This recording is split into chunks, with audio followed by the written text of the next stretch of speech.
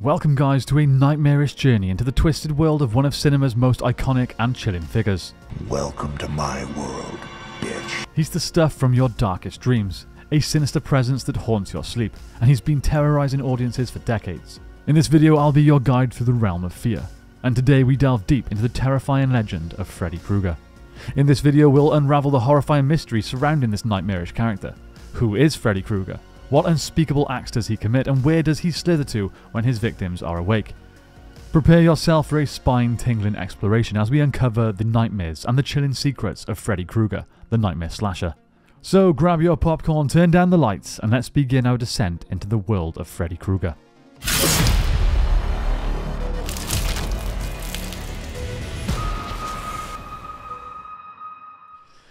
Hey guys, I'm Jake. Thanks so much for joining me here on Dead Scared. Now, while I absolutely love making horror lore videos, history of characters, things like that, sometimes I just like to kind of give you guys the answer to questions that you didn't know you had.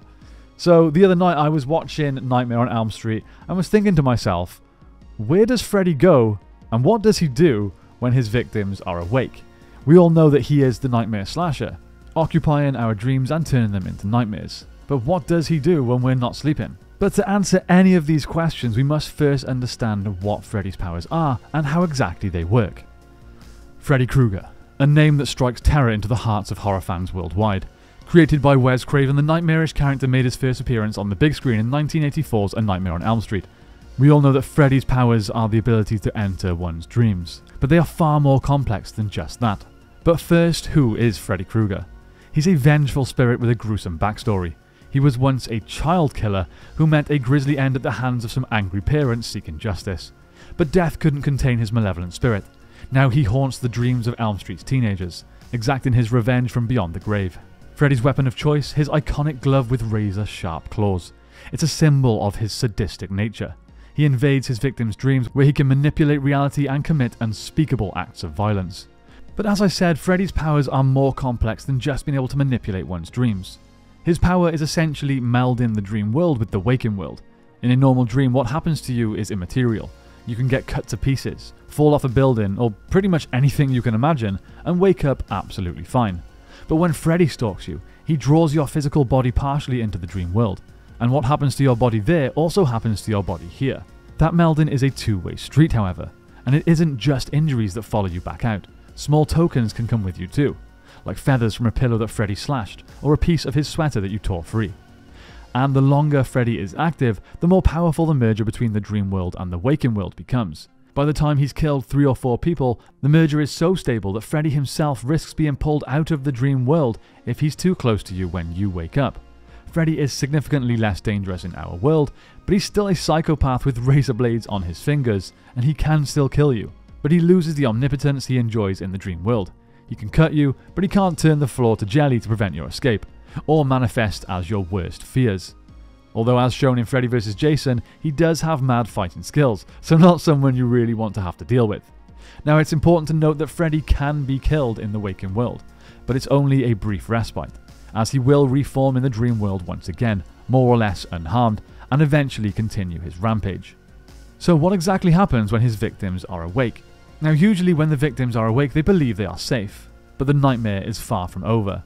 Like I said, Freddy Krueger possesses a unique ability to blur the lines between dreams and reality.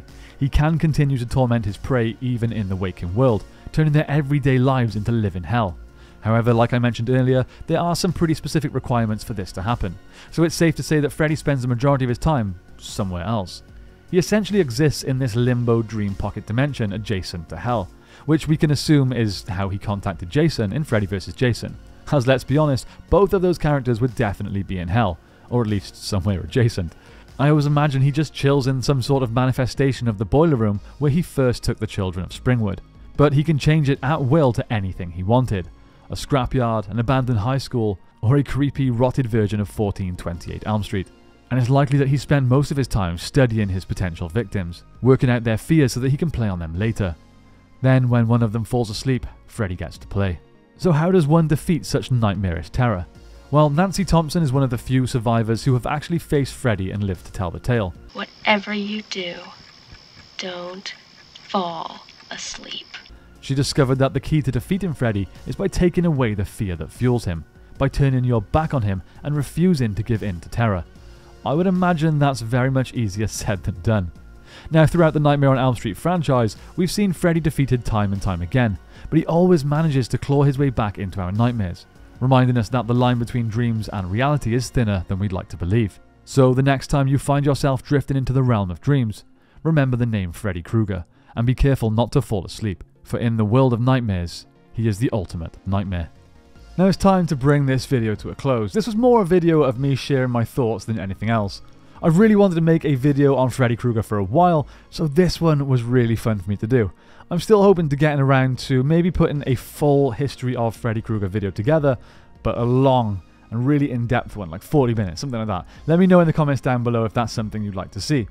As always guys, please don't forget to consider liking and subscribing to the channel if you're enjoying what I'm putting out. As a brand new channel, we could really use the support, so thanks for considering. Okay, thanks so much for watching my friends. As always, have a great day, and remember, stay scared, dead scared.